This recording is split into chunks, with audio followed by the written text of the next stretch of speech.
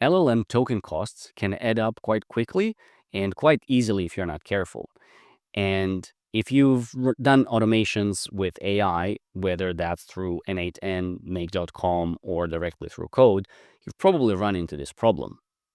In this video, I will show you 4 ways you can cut down on those token costs significantly, in my case, over 90%, and I can almost guarantee you, you can achieve very similar cost savings. And at the very end, I'll also give you a bonus too. Now, having been a software engineer for over 15 years, these approaches are not new to me. I've used them many times before.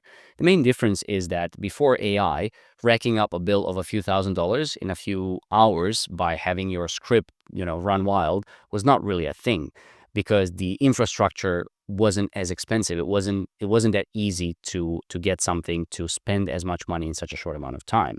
But with tokens, that's now pretty easy. And also, a lot of people coming into this space do not have technical background. They're not coming from the engineering space. So hopefully this is helpful. So let's get started. Now, the first way or the first approach is to pre-filter the data before you even get to the AI.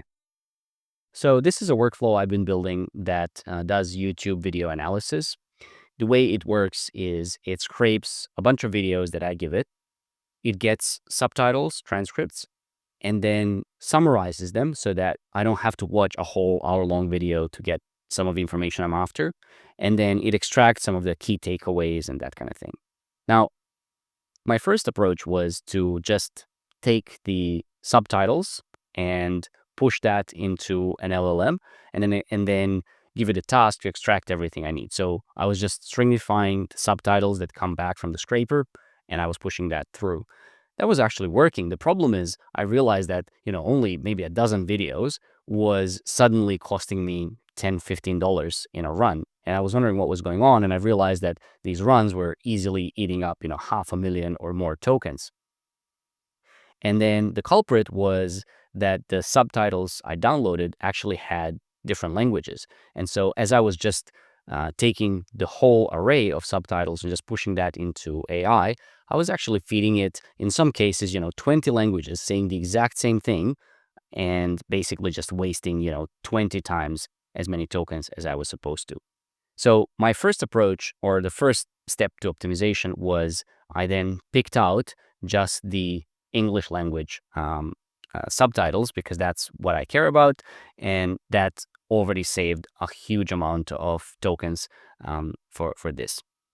I wanted to show you another example that's pretty common, which is when you're scraping something. If you download a whole web page, what you're usually interested in is the text on the web page, if it's an article or whatever it is. But what you're getting when you scrape it is usually a whole bunch of other stuff. So first of all, it's HTML. There's inline CSS. There is inline JavaScript. All these tags that are just not necessary or needed or even useful for an LLM to get you the information you need out of it. So a way to go around that is to, for example, in N8N, there is this node that allows you to extract content from HTML. So in my case, for example, this is a scraper for jobs from a job board. And I wanted to know the advertiser name and I wanted to know the job ad details. That's all I care about. Now, I could just take the whole download and just push that into LLM and ask it to, make sense of it, extract the data. But this is a lot more efficient. So by getting the advertiser name from a specific selector, which is something I found with the inspector in Chrome, and then doing the same for job ad details, I was just saving it a lot of tokens, because you don't have to process the header, the footer, all the different data that you're not really interested in. Okay, so that's pre-filtering. There are very often in most workflows, if you've got a large volume of data, there's almost always an opportunity to do some of this. It could be that events are coming at a time that you don't care about, or I'll show you an example of that a little bit later. Or it could be that you're simply, you get a large document and you only need a very small part of it. So if you can extract that part without using AI, it's going to save you a lot of tokens. Now, another way to do this, or the next approach, is to clean the data. So what I mean by that is you can remove things that are unnecessary. So this is kind of like pre-filtering, but slightly different in that, for example, in this case where I was cleaning up those subtitles, if you look at what the subtitles look like, you'll see that they have a lot of this information that's really not necessary for what I'm trying to do. So there's going to be a line number. There's going to be a lot of new lines for nothing. There's going to be these timestamps. And so it's littered with that. And although AI, again, can make sense of this text as it is, if I clean it up, it just becomes a lot smaller piece of text, and that saves on my tokens. So I did that with a code node because that's where it gets a little bit more complex than just picking out a small piece of data out of a larger document. And that's why I've separated it as an approach, because this is more about a simple way where you can go, okay, I just need this field, or I just need this part of the website. Whereas this is more about cleaning the data. You could also as part of this, do things like, for example, can you convert your HTML into Markdown using a tool that doesn't cost you anything? So it doesn't cost you tokens, but will give you a much smaller footprint in terms of your data than a full-blown HTML. Now, the third approach is to pre-classify things with smaller models before they go into the bigger models. And so what I mean by this is essentially similar to this first approach, which is pre-filtering without AI. Now you're doing it with AI, but you're using a smaller model. So, for example, I have this workflow that is analyzing Upwork jobs and preparing proposals and whatnot. So it does a few things in order to save on token costs, because there are a lot of these events that happen throughout the day. So it gets, if you just summed up the number of tokens, it would be very, very large. And so the first thing it does is it removes everything that comes at invalid hours. So if it comes between, hour X and Y, which is, the hours that you may not care about these notifications, just filters that out before even touching the AI. But then there's other things. So what this workflow does is it is fairly sophisticated in terms of how it analyzes the job posting. So it will try to analyze what the client is actually looking for, what type of project it is, how involved it is, and things like that. And so for that kind of job, I really want to use a more powerful model. I actually use an agent here because it can do several steps, like it analyzes tools, it does some research and that kind of thing. So that's something that we need a bigger model for. However, there are also pre-classification or pre-filtering steps that we can do with a smaller model that are not really suitable to do just with code, but can be done with a smaller model and can also save us tokens by simply filtering out a whole bunch of these input objects that we don't want to process further.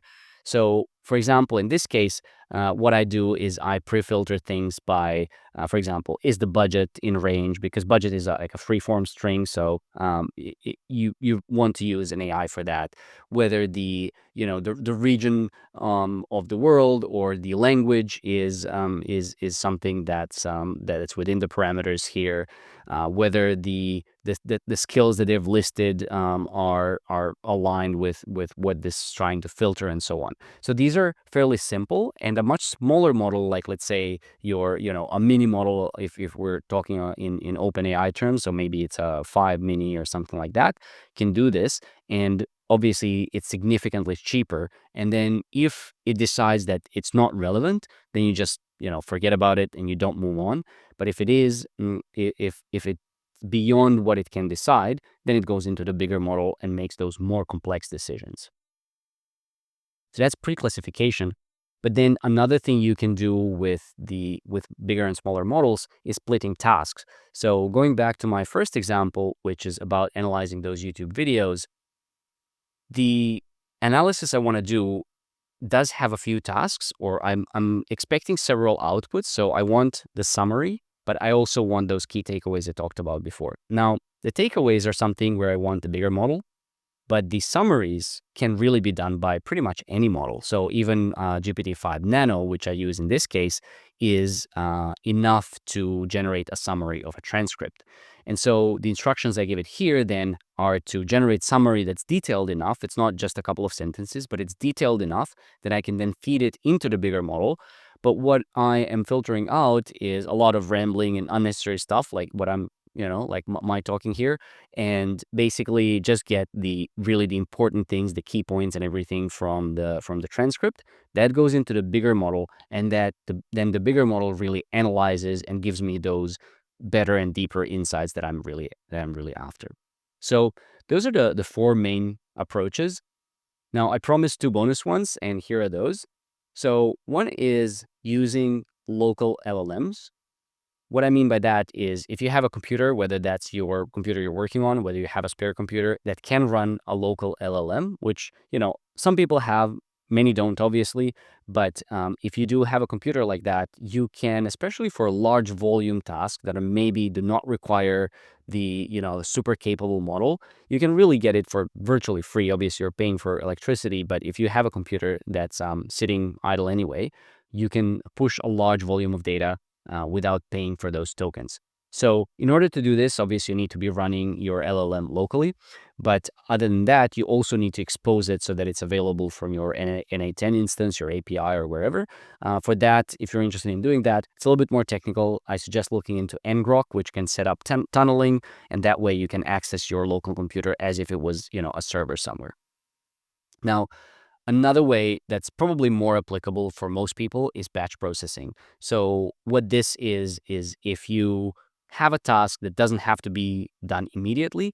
So as an example, let's say at the end of each month, you're running some reports and you're going to be sending those reports out via email. So that happens every first of the month. You kick it off at midnight, and it needs to show up by morning for everybody you're sending it to. Now, this is the kind of thing that it doesn't need to be done immediately. If you kick it off and it gets processed in a few hours, you're perfectly fine with that, and it can save you a significant amount of money because batch processing, pretty much all of the LLM providers support it, and generally it's about 50% of the price. So if you do exactly the same query, exactly the same tasks, but if you do it with batch processing, you're going to be paying half. So that's usually worth it. So these are the ways that I have run into recently that are top of mind. I'm sure there are more. If you know more, let me know in the comments. I'm happy to discuss, maybe even make a follow-up video, and I hope this is helpful.